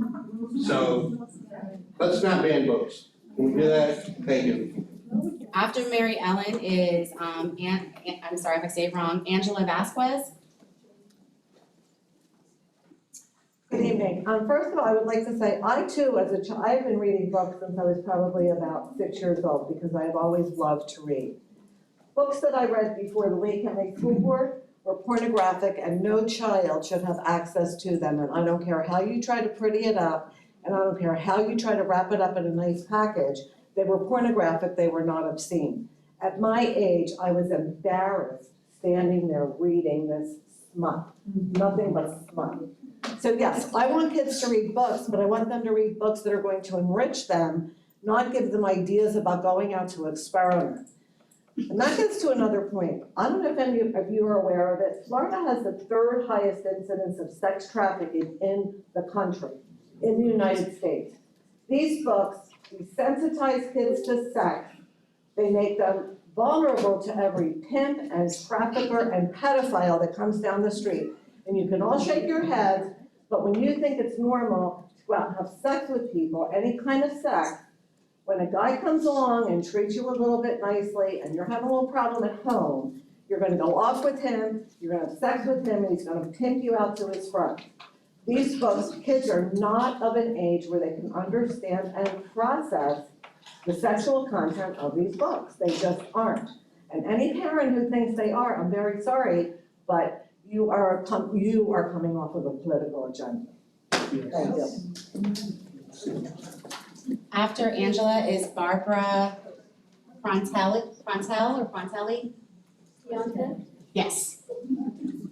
I would just like to say before I continue with what I was gonna say, sex trafficking has actually largely correlated and concentrated around ports. And if you know anything about Florida, you'll know that we have a lot of coastline. I've actually worked with juvenile victims of sex trafficking, and reading books is not how it happens at all. And, I mean, if that were the case, there would be, many of us here would have been victims of trafficking if we were victims. All right, I'm a working mother. I have a child in the school system. He's 10 years old. I was in the parent pickup line when I was listening to a report about a study that correlated, basically said one of the best predictors of academic success is your parents' income at pre-K. And I was freaking out because he was in kindergarten. I missed the deadline. This is the first year that I've had my son that I'm not working 2 jobs, okay? So I'm freaking out. What am I gonna do? He's not gonna make it in life. He's not gonna get into college. I'm not making 6 figures by the time he was in pre-K, because that was last year. One of the best remedies for that is access to books in the home. So I did all I could possibly do to secure his future. I nursed for as long as I possibly could, and I read to him. I had books in the home, but that is not possible for everybody. A woman like me, who has worked 2 jobs, is gonna have to make, some decisions. We cannot get every book that he wants to read. That's why it's a public school's job to provide access to reading materials. That's why we have free lunch. Because it's a public school, we're serving students that don't have access to all of the resources. And if you want, I understand there are people here that don't care about lower income students, they don't care about poor students, unless they're doing what you want them to do, okay? That's different. That's fine.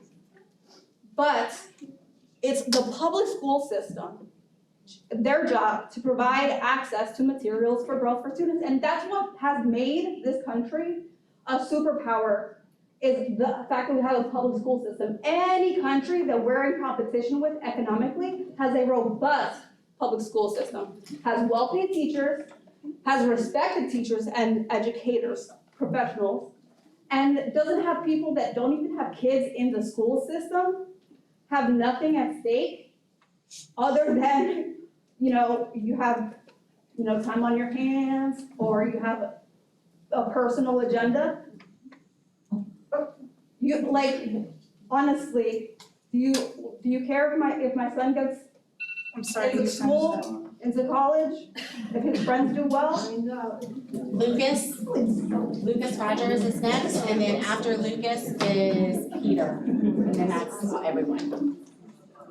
Hi, everyone. I'm sorry. Excuse me 1 second, please. Melvin, on page 6 of that board policy 1.11 is decorum. If you wouldn't mind reading that aloud, we have committee members online that are struggling to hear due to the additional noise. So if you grab policy 1.11, go to page 6 of 7. Okay. And if you would please read decorum A, B, and C. All right. Improper conduct at school board meetings, including booing, hissing, clapping, shouting, cursing, or disrespectful comments towards school board members, school administrators, or other individuals shall not be tolerated, nor shall the school board tolerate other behavior which the parliamentarian or chairperson considers disruptive or improper, including the use of placards or signs. Applause is acceptable only when an award is being presented. Presenters shall confine their remarks to educationally relevant issues. Attacks on individuals and abusive comments shall not be allowed. Speakers who fail to follow this rule shall be ruled out of order by the parliamentarian or chairperson. Any speaker continuing with such remarks shall be required to relinquish the lectern. If any individual continues to violate these rules at school board meeting, the chairperson may issue a warning that continued violation will result in removal from the meeting. If the individual continues to violate the rules after being warned, the chairperson may order the individual removed from the meeting. It is unlawful and a second-degree misdemeanor to knowingly disrupt or interfere with a school board meeting.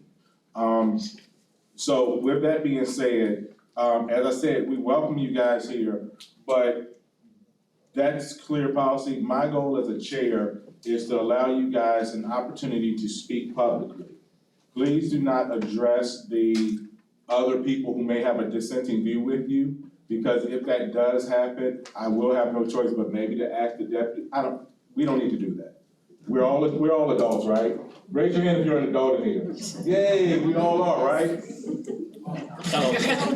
Listen, your voice will be heard, but allow others to have their voice as well. That's including the chair, that's including the committee members, that's including our district leadership. So with that being said, thank you guys for agreeing to that respectful decorum that we're gonna have from here on out. Barbara, before you start, I apologize. I said Lucas and Peter was last, but Tara Jenner, you were added back onto the list, and I didn't call you when it was your turn, so you'll actually be last. I'll go after the members who got called, but that's fine. Okay, thank you. I can go now? Yes. Okay, so this is my first meeting here, and, I have to say I'm really disturbed about what's going on with education in Florida.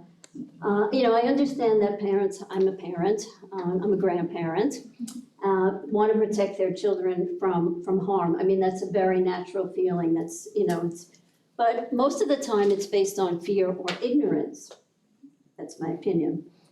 I think it's really important if we lay out and expose our children to the realities of the diversity in our society.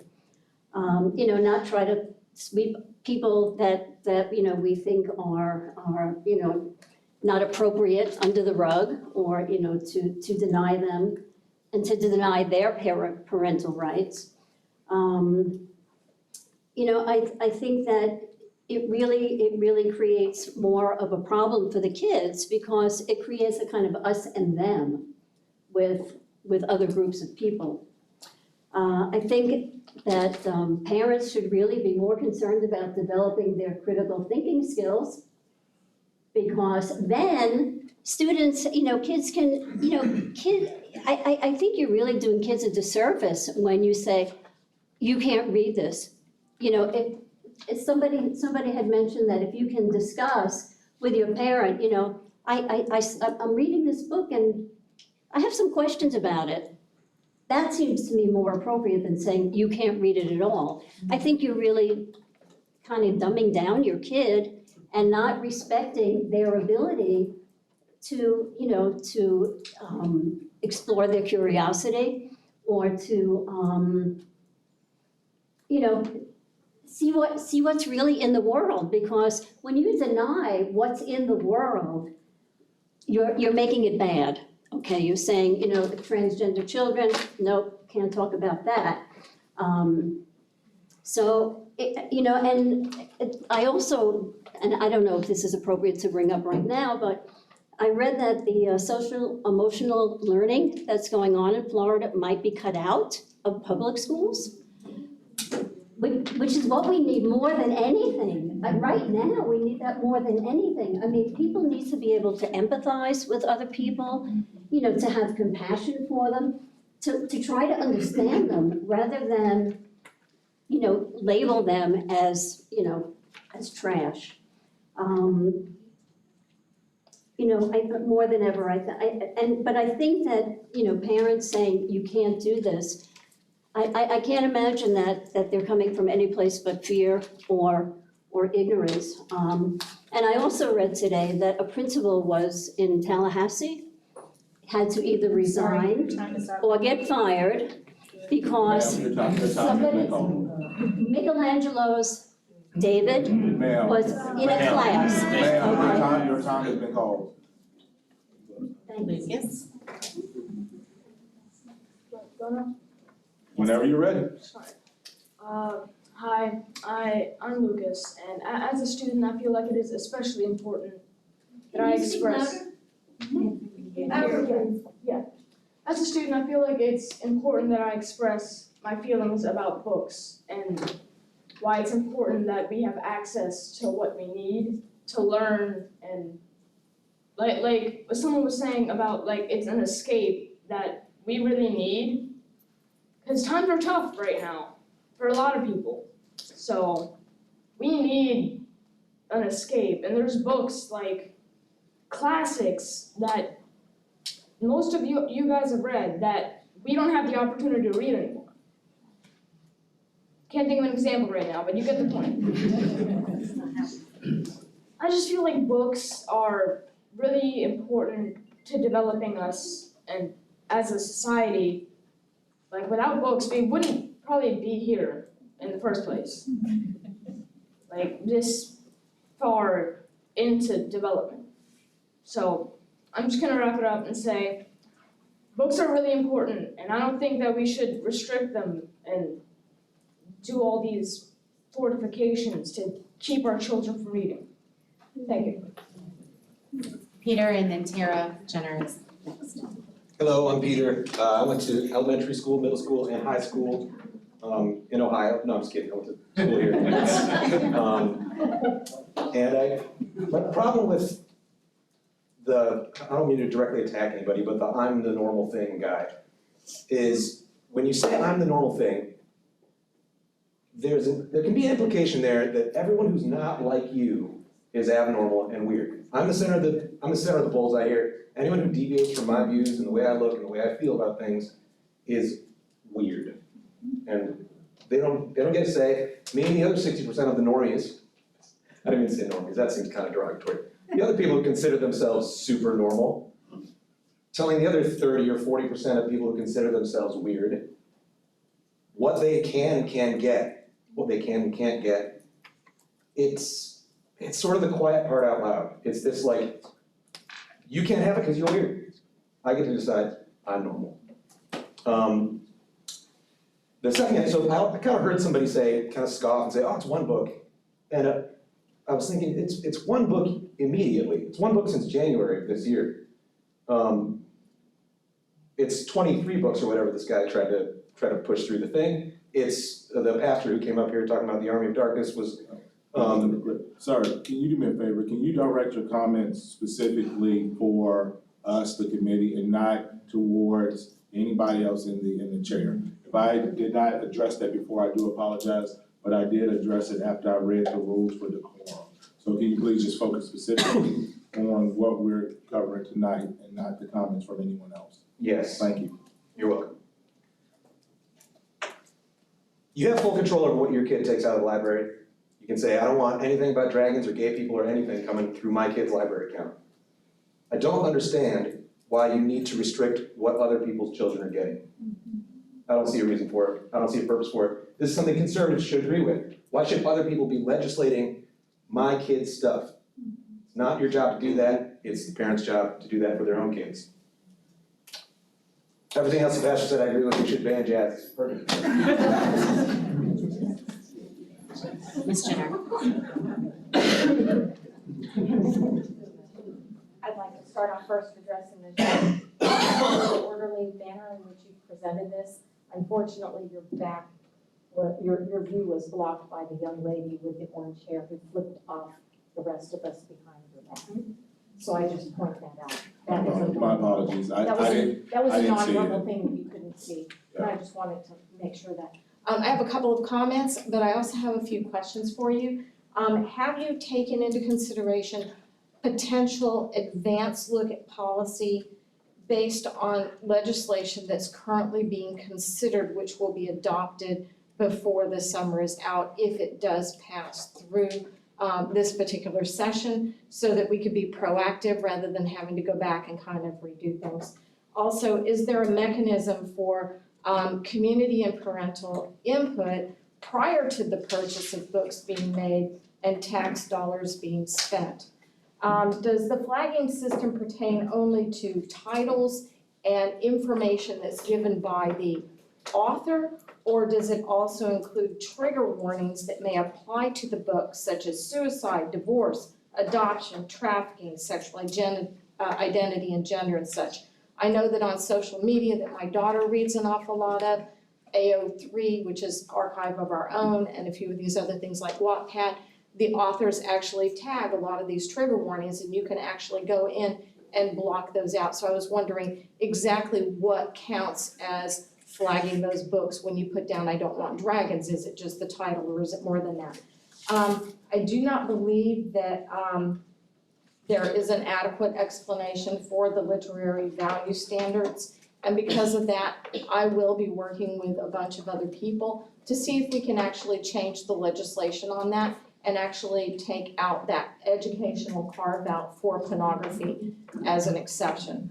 Mr. Gillespie brought up a very good issue about students forging their parents' signature and the potential safeguards that may be in place for that. Do parents have to renew their opt-out list every year, or does it automatically fold over into the next year? Or is there something that's in place for that, and do the parents know what that's gonna be?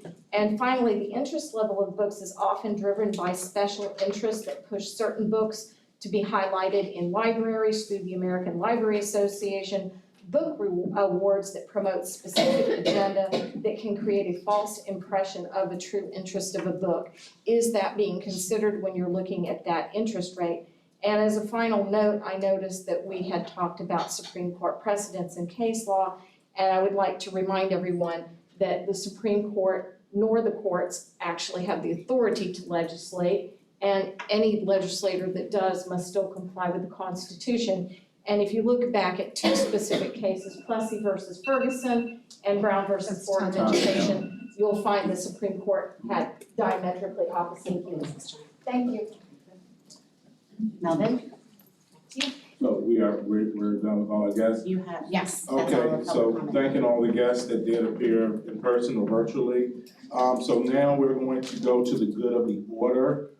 Just to close out the meeting, is there anything that anybody on the board would like to address or discuss, not pertaining to the comments made from the public, but I'd rather focus specifically on what the district leadership, may have brought up or we may have discussed. Go ahead, yeah.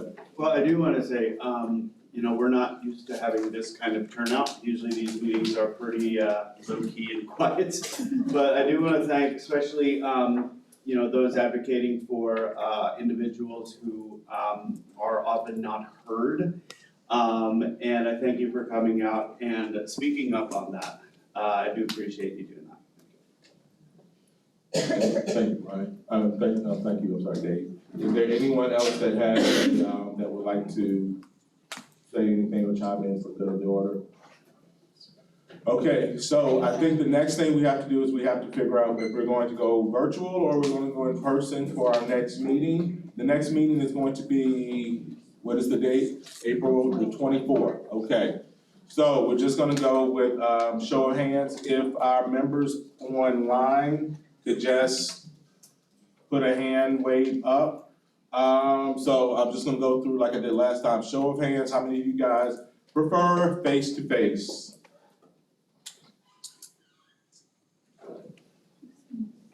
Seven in person.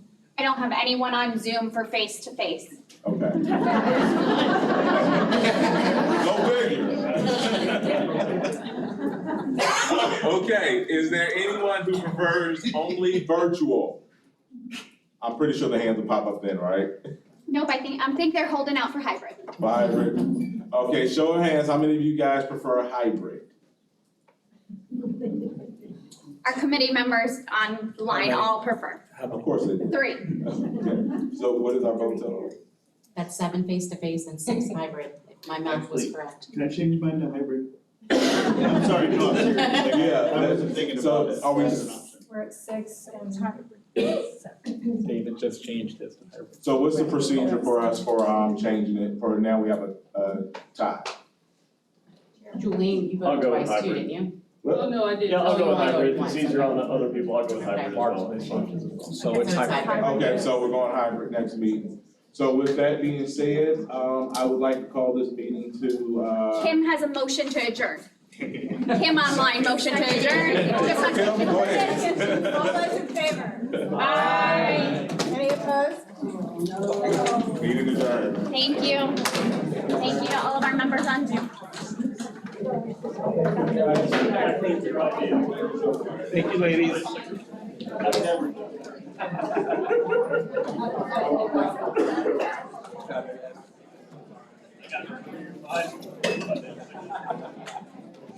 Bye.